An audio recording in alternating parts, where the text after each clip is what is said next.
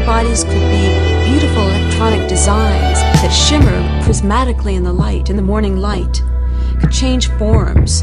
It could become a piece of marble on one hand and then totally mutate into some fluid type of luminescent, snake-like quality.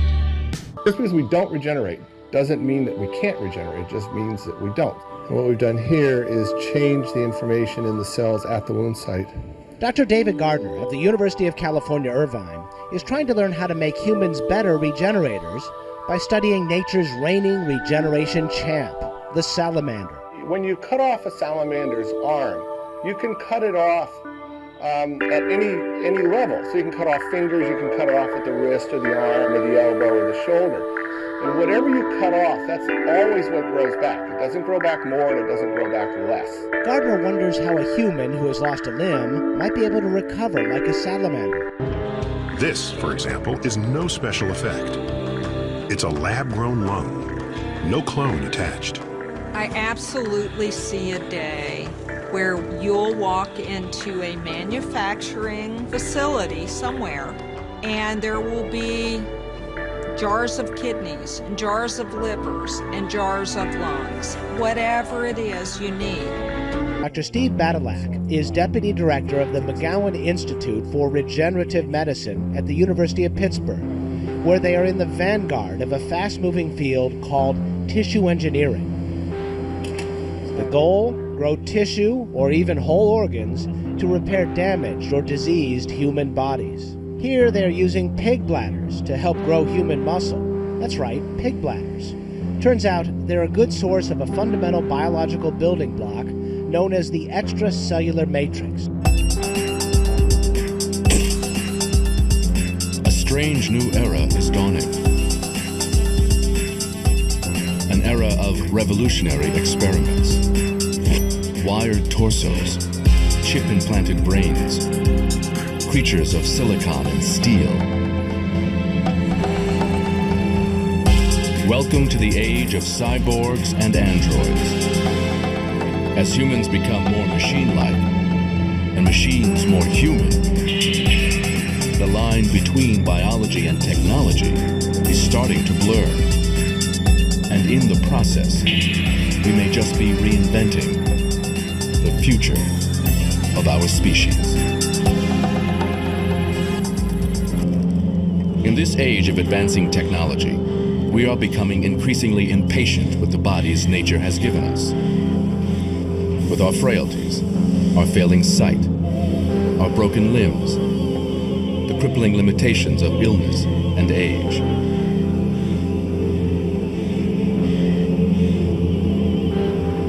While our minds soar, our bodies seem frozen in time. What if we could build a better body? Use technology to fix this human form, and then actually improve upon it. Make it stronger, faster, smarter, and create the human of the future today. Hi, I'm Nigel. I lost part of my arm in an accident at work a few years ago. Since then I've been fortunate enough to be given one of these to trial. This is the B-Bionic V3. It's a prosthetic hand. This is the B-Bionic V3. This is key grip. This allows you to hold credit cards, bank cards, car keys, etc, etc. Now move to a point. Pretty self-explanatory. This one will allow me to type the keyboards. We then move the thumb to this position and we can get tripod grip. So pick and put small things up. We can then change the grip again. This is power grip, this is for heavy things, this is for shaking hands, this is for being human. And we have this grip here. This is one that scares children and upsets my wife.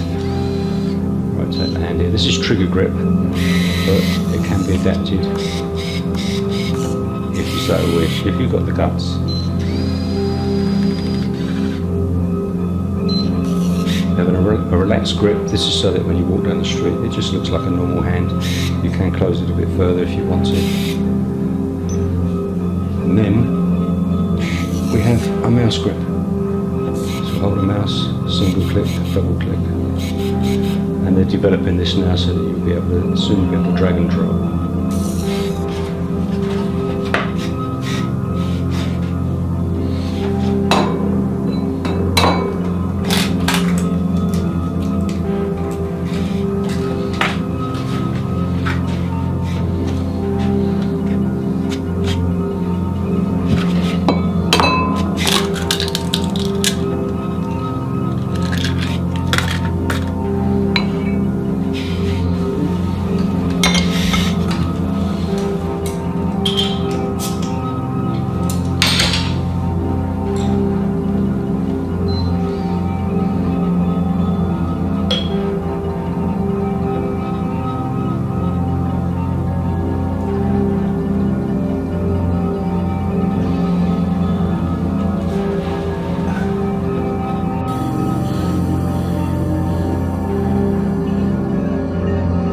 Futurists have long speculated that we could use our technology to alter the course of human evolution, to redesign the species. 4 decades ago, the neuroscientist Manfred Clynes imagined engineering a new race of people for life in space. Their bodies rewired, their hearts replaced by nuclear fuel cells. Metal beneath the skin.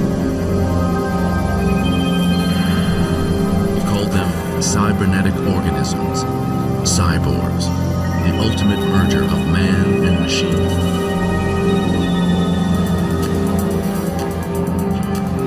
In the past decade, medical science has already fit some 11 million people worldwide with artificial body parts. Titanium hearts, synthetic corneas, mechanical hands and legs. Now, a new generation of implants is on the horizon.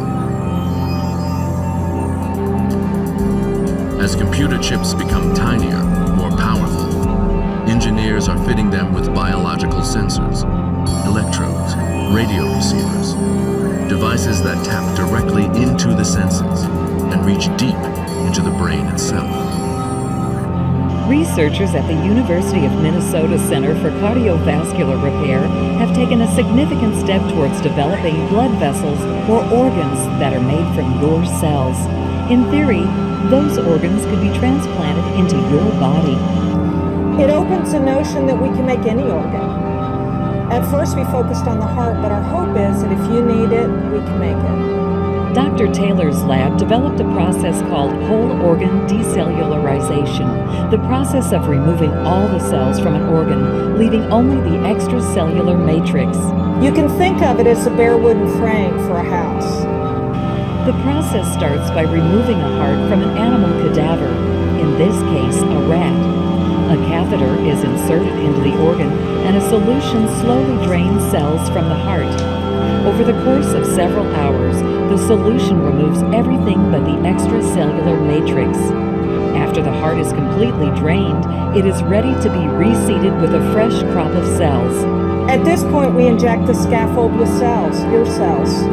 We leave it in the lab for about a week, and after that, those cells actually begin to contract, and the heart starts to pump. In theory, the decellularized organ, now with cells, is on the way to becoming a new heart. Okay, how about building a robot that simulates child development? That would open up whole new possibilities for understanding the process. This pneumatic robot, called CB Square, has 51 pliant degrees of freedom, making it capable of flexible, lifelike movements and realistic vocal generation. To make it suitable for physical interactions with humans, it has a full-body soft skin and an array of multimodal sensors for visual, auditory and tactile feedback. CB Square is capable of childlike full-body motion.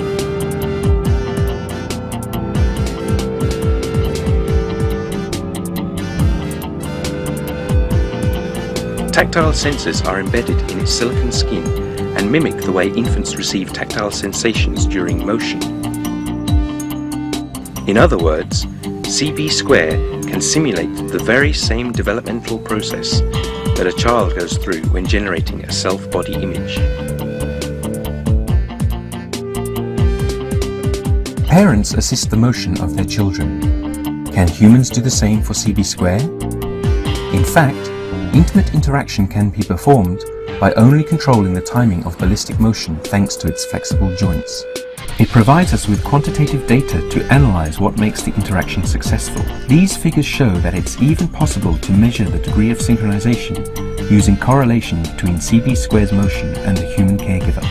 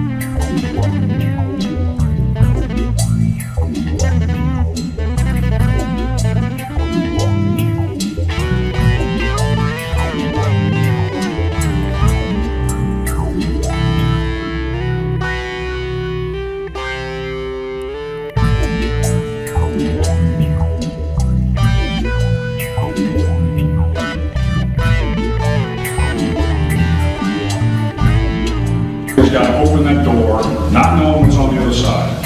He's got to be in a position to be protected as soon as that door comes open. McCraven has ordered up the Tactical Assault Light Operator suit, better known as the Iron Man suit. The idea?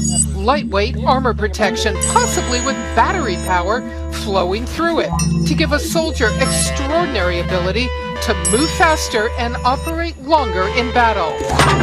Former Navy SEAL Chris Heben says the suit can make commandos even better. It is going to take a super soldier, a SEAL, a Green Beret, a Delta Force guy, and push him into a stratospheric level. What people don't realize is all these technologies exist already, but they exist separately. So they're taking them all and they're putting them together, and they're adding some pretty cool things like liquid armor that becomes hardened in a millisecond. There are plenty of ideas. Imagery from drones or satellites overhead right into the helmet visual display. Boots that generate electricity with every step a soldier takes, and flexible head-to-toe protection so troops can move closer to the enemy. If they can work out the bugs and get it to where it's functional. And it's going to take a group of guys that are already extremely high functioning on the battlefield and make them completely unstoppable. McCraven wants the first version of an Iron Man suit within a year. Memorial for Fallen Special Operations Forces is here in Tampa at MacDill. The goal of this, the Revision Kinetic Operations Suit, is to keep any new names from going on to that monument. So as part of a huge military convention here in Tampa called SOFIC, it is out in public for the first time. You've got to check this out. Night vision, computers, communications, can all just be plugged right into this suit. Instead of only a bulletproof vest, it wraps 60% of a warrior's body in armor. That stuff is so heavy, so on the outside of the suit, a motorized metal skeleton carries that weight instead of the person inside. When I turn that helmet, that whole system articulates, so the operator actually feels zero load directed on the top of his head. So you've got about a 10-pound head protection package that you don't feel on the head. And it's important to say, this is a work in progress, and one company's vision, one version of this technology. We expect to see many more over the next few years. Special Operations Command, SOCOM, at MacDill Air Force Base, is pushing this project. Since the decision makers are here in Tampa, this suit is debuting in Tampa. Supporters are telling me we can expect that focus on the Bay Area to keep growing.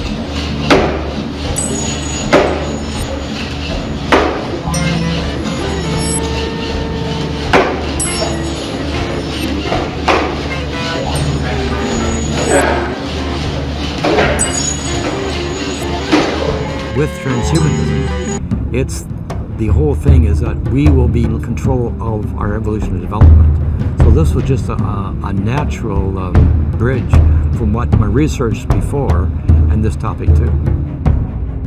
The first thing that I would want is that that people would have an understanding about transhumanism. As I'm talking to friends and relatives and so on, right now, very few people have an understanding of this. Just think of the word transhuman. Okay, the word trans is really a vehicle. And so you have three steps. You have humanity, transhumanism, and posthumanism. And so the intermediary step between being human and then being in a place where you're totally controlled by technology. Transhumanism is that intermediary step of going from being human to post-human. When you look at society today, and we do have an aging society, and there are certain problems like lack of hearing, Parkinson's, Alzheimer's. These are all really problems that are in our society. And with medical technology, we're making tremendous advancements. Like, for example, people with loss of hearing, you can have a cochlear implant. We think in terms of Parkinson's disease, the deep brain stimulation, where the tremors can be controlled. And even it's envisioned that in 5 years, blindness will be something of the past. These are all wonderful things. But as far as the transhumanist is concerned, he doesn't want to stop there. They have a tremendous fear of death. And so they want to take this technology and use it to, what? Well, conquer death. That's their greatest fear. There's two aspects. I mean, when you think in terms of what we're doing for a person who has Parkinson's disease, I mean, that's commendable.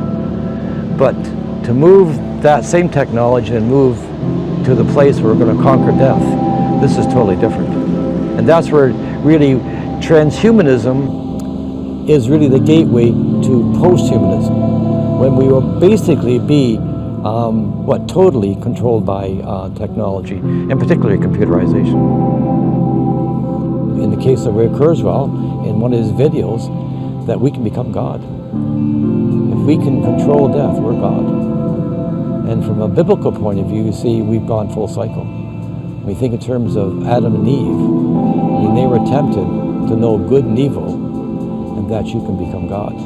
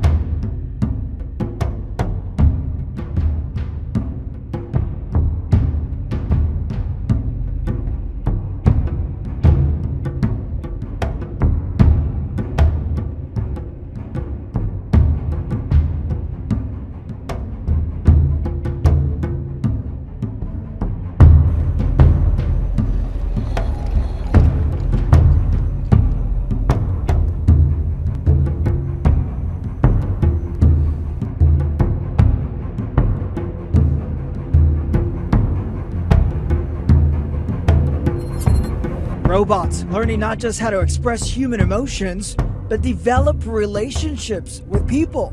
What may sound like the plot of a sci-fi movie is right now in the works at UCSD with Diego San. The technology works similar to the one already in use in social media websites to recognize your friends' faces. For example, if Diego San detects a smiling face, it can smile back.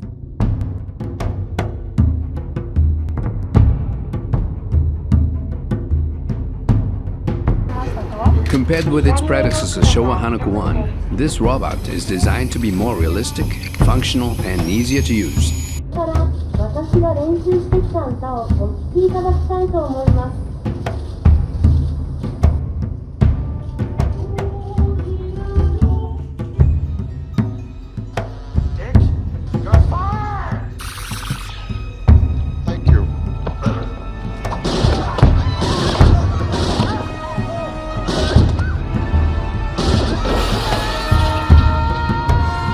Table tennis partner, Ms. Aiko Chihira, communicates by speaking and in Japanese Sign Language. She has 43 motors, giving her a lifelike design.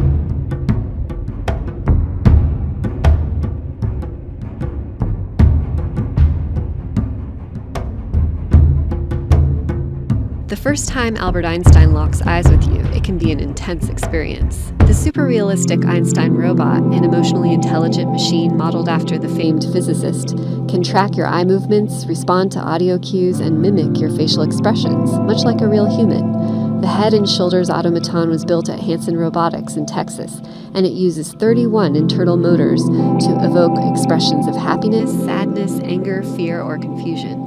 But what makes Einstein seem so human is its software, developed by scientists in the Machine Perception Laboratory at the California Institute for Telecommunications and Information Technology at UC San Diego.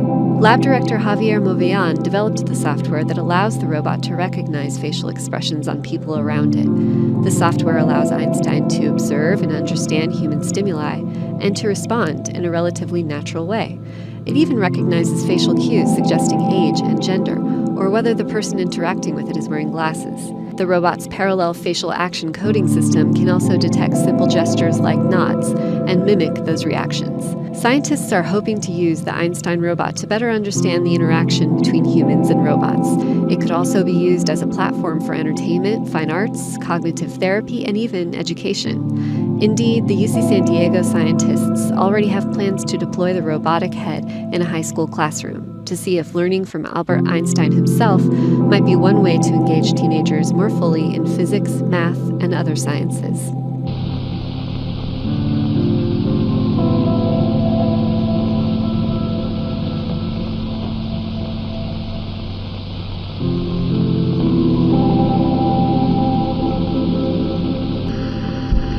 The artificial blood circulation ensures the metabolism necessary for the life of the head.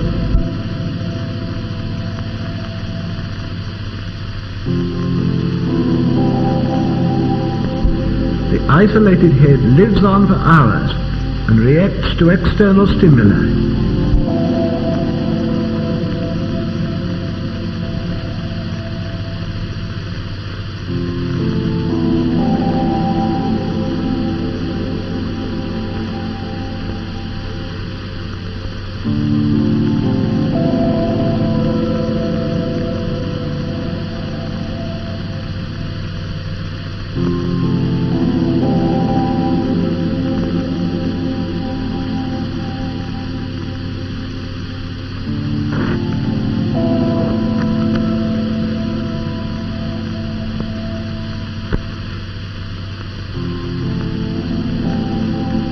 The isolated head even reacts to light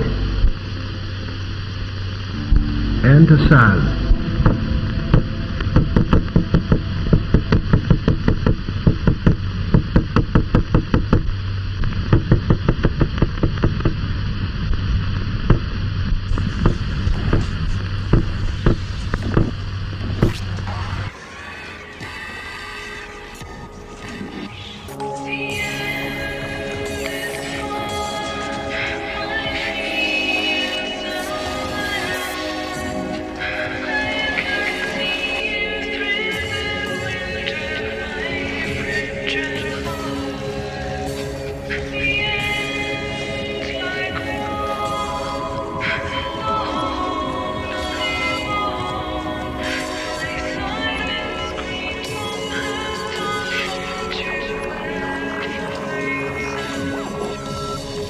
Such as perhaps a technological restructuring of our bodies to eliminate the requirement for food, prevent our minds from falling into a state of crippling disorder, and maybe even render death obsolete. Unsurprisingly, such lofty ambitions are often considered quite radical, and that's one of the defining features of transhumanism. It does not recognize the traditionally accepted limitations of human existence. Instead, it aims to move beyond them. And the revolutionary potential of transhumanism is exactly what makes it worth working towards. Given sufficient effort, we can make life genuinely better by improving our world and ourselves to the greatest extent possible. And I am a transhumanist because I want to see this realized. I'm a transhumanist because I care deeply about the well-being of humanity. And for all its triumphs, our world is still of failing so many people. The scale of ongoing human suffering is unimaginable, and we could and should put an end to it. I'm a transhumanist because I strongly value intelligence, and I think intelligent beings in all their splendor and uniqueness deserve better than annihilation by default. There is no need for all of us to be condemned to death simply by virtue of being alive. By liberating human minds from the shackles of the flesh, the end of life can be optional, not inevitable. I'm a transhumanist because I believe these incredible possibilities are within our grasp. There is no reason to assume we aren't smart enough to ever reach these goals, because all we have to do is make someone a little bit smarter, enlist their help in making someone even smarter than that, and continue until we reach a point where we are intelligent enough to make something wonderful happen. I'm a transhumanist because we have too much room for improvement for us to give up partway through. I believe there's no such thing as good enough when we can do better. I'm a transhumanist because the dream of boundless self-improvement and the end of pain and death doesn't have to be a dream. We can make this a reality. So, are you a transhumanist? Now, doctors are apparently a step closer to performing surgery, which sounds like something from a horror novel, transplanting a human head onto another body. An Italian surgeon claims it is now possible, and the first patient has been found. RT has been speaking to him. Valeri is aiming to become the first human to undergo a body transplant surgery, attaching his head to a different body. He says his condition gets worse every year and getting a new body is the only solution, even though there's a big chance he won't survive. A few years ago, Italian neuroscientist Dr. Sergio Canavero announced he was planning to conduct the surgery as soon as 2017 and picked Valeri, who contacted him by email. We managed to speak with Dr. Canavero. Russia sent Yuri Gagarin into space with fair chances of dying. America sent Neil Armstrong to the moon with fair chances of dying. And the chances here are much better than were those of those two men. Emphasize the great potential if technology is developed and used wisely and fairly, that there's just this enormous space of possible modes of being, that human life can become something far greater than what we know, and that ultimately technology is needed to realize that potential. I think that's the core of the transhumanist vision, but that's consistent with there being huge risks and there being the possibility of technology being used for huge evil, and it being the case that current technologies often don't work very well, and that you should be skeptical of just popping a lot of pills and hoping that you will derive great benefits from that. So it's consistent to have this ultimately very optimistic view about what can happen if everything goes right, and that technology has a big part in that. And at the same time being skeptical about what technology can do now, and about what the risks that we will confront in actually realizing this immense goal. This is Connie Culp, as she used to be, a mom with a husband who pulled out a gun and shot her in the face. She was 40 years old, and for 4 years she would live with no jaw, no nose, practically blind. And then the surgery that made history, 22 hours, a 40-person medical team, including 8 surgeons, performing the nation's first face transplant. And this was how she looked when her transplanted face was still new. It had no feeling. She didn't know there was a tear on her cheek. But flash forward 1 year later, Connie Culp is truly going home. What's the first thing you think? What a great day it is. Yeah. When you look in the mirror, what do you see? You know, I can finally see my lips. Medical community have learned from Connie one important lesson, that you have to be a very strong person. There is still swelling around her jaw, which will go down, and the nerve endings are regrowing an inch a month. And she does muscle exercises to ensure she has a kiss and a smile. Everybody had wondered if you had wondered too. Would you be yourself? Would you do something different? What did you see of your own expression there? You know, I think they made me look somewhat like I used before. Your smile. They did a good job, didn't they? What do you love to smell now? Well, I like smelling flowers. It's time to pick a face. Like Mike. You got good taste. These are covered with a unique human-like skin called rubber, short for flesh rubber. The ultra-realistic android can also recognise and interpret the expressions of real humans it comes into contact with. Grace Copplestone is from developers Hanson Robotics.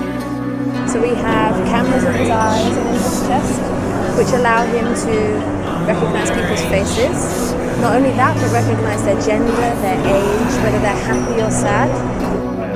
Han is even able to hold simple conversations thanks to voice recognition software. I think you are perfect man for my wife. I don't have to do whatever you say. I have my own free will. Han, however, won't be the robot to get the job. Instead, the technology is being commercialised on Eva, a more approachable female robot, with plans to produce hundreds of models this year. What is it? It's asleep. Fairhour Electronics presents its new model, the Mark 13. The Mark 13 is self-repairing, capable of recharging its storage batteries from just about any power grid, including the sun. And when it wakes up, it'll become something entirely new. I gotta see. It's important. Meet me in 1 hour. A creature that combines the technology of a computer, the deceit of a human, and the killer instinct of a machine. But insofar as transhumanism can continue to serve that role of raising awareness, bringing these topics into the center of attention and getting people to widen their horizon and thinking of the human condition not as an eternally given, but something that perhaps can change and will change. That's a very important value that transhumanism brings to the world, in addition to sort of being an actual kind of social community for the people who are actively engaged themselves. Well, one of the big advances is nanotechnology, that you could create nanoparticles and say put whatever medicines that you'd want in those nanoparticles, and then you put an arrowhead, that would on the nanoparticles that target it right to the tumor cell. So the idea is that you'd be able to get very, very high concentrations of the drug into the tumor or whatever other site you're going to, and very, very low concentrations in the rest of the body where it might cause bad side effects. Can we do that now? They're in clinical trials right now. Well, this is an example of something we're working on that's actually now in clinical trials for osteoporosis. These are little microchips that we've designed that you can actually put in the body, and you can actually do remote control drug delivery, actually even with a cell phone or a BlackBerry or something like that. So the idea is that you have little wells. You can even put antennas on these little chips, and you can communicate with the chip outside the body, and then just say deliver the drug at day 1, day 2, even while the woman's sleeping. That's actually how the clinical trial was done. Did you know that humans of the future will have very different senses than we have now? It's true, and it's already happening. Take Neil Harbison, who was born colorblind and became a cyborg by implanting an antenna into his skull so that he can now hear color. Neil Harbison was born completely colorblind. And while Neil still can't see color, a device called the iBorg allows him to hear and sense colors. It picks up the dominant color in front of me, and then it transposes this frequency of light into the frequency of sound. If you think hearing color sounds strange, how about tasting sound? Researchers at a startup company called Sapien are working on a device that allows hearing impaired people to experience sound frequencies on the nerves of their tongues, effectively teaching their tongues to hear for them. These sensory advancements are rocketing us closer to transhumanity, the next step is humanity, the next step in our evolution from mere humans to beings with more enhanced powers, or as transhumanists call them, post-human. And these powers are so awesome that they're bound to become the norm. それでは、例えば身長は158センチメートルです。体重は43キログラムです。微笑んで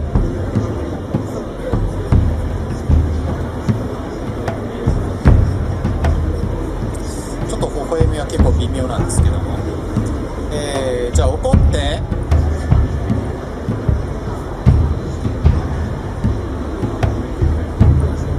Finally, scientists have placed, get this, a worm's mind into a robot's body.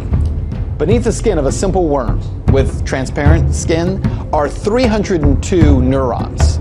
Scientists mapped those neurons, and the nervous system has been transplanted into the body of a Lego Mindstorms EV3 robot. You see it there.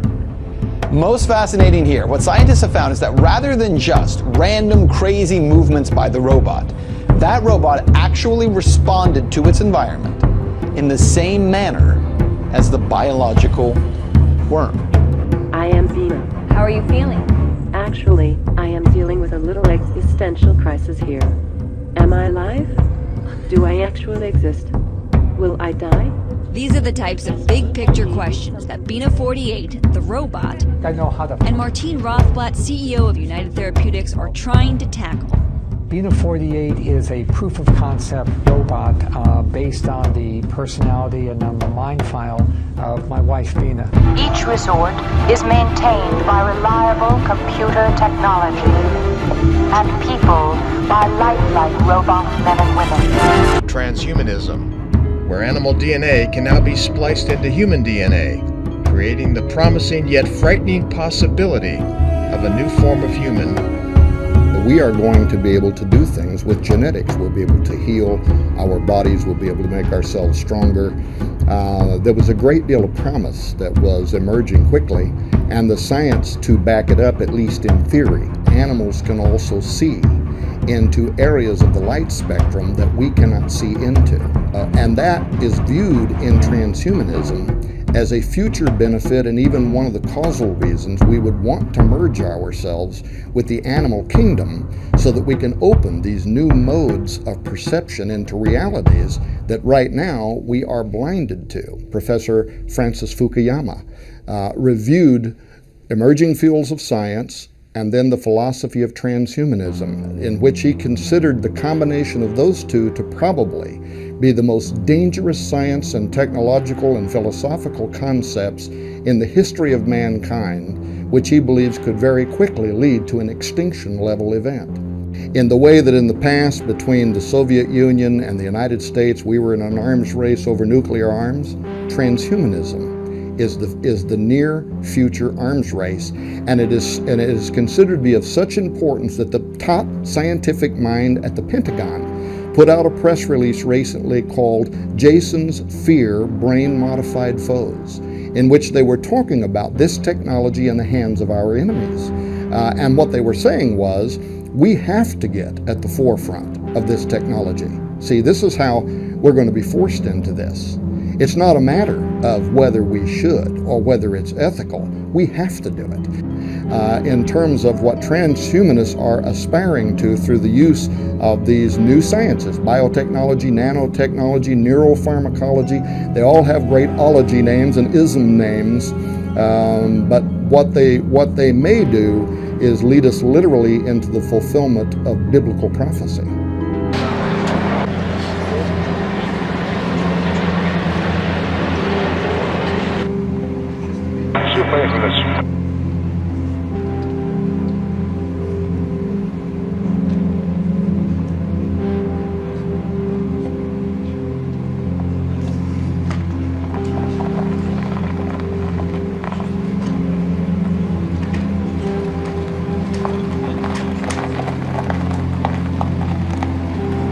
Fascinating to me because this seems to be a really polarizing issue. You have one camp that says this is going to destroy us, and the other camp that says this is only going to help us. Where do you stand in all of this? I wrote a book called Our Final Invention about some of the dangers that can happen on the development trail to creating human-level intelligence. There's short-term dangers and there's long-term dangers. Right now we've got a debate going on about creating autonomous drones that commit assassinations without humans in the loop. There'll be a debate coming up about autonomous battlefield robots. It's the same thing, autonomous machines without humans in the loop. Are we ready ethically to introduce those machines into the world? And so that's in the short term. There are bigger problems in the long term when you get machines that are fully intelligent, that have intelligence that's somewhat analogous to human intelligence. I mean, the risk that seems to be posed on the table is can they evolve beyond our ability to control them, or in fact understand them. Absolutely. The 20s, the late 20s, we'll see more and more projects with new body parts and new senses.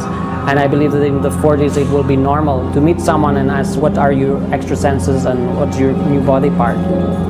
Hearing color, tasting sound. Like it or not, my fellow humans, transhumanity is on. This was really still considered science fiction.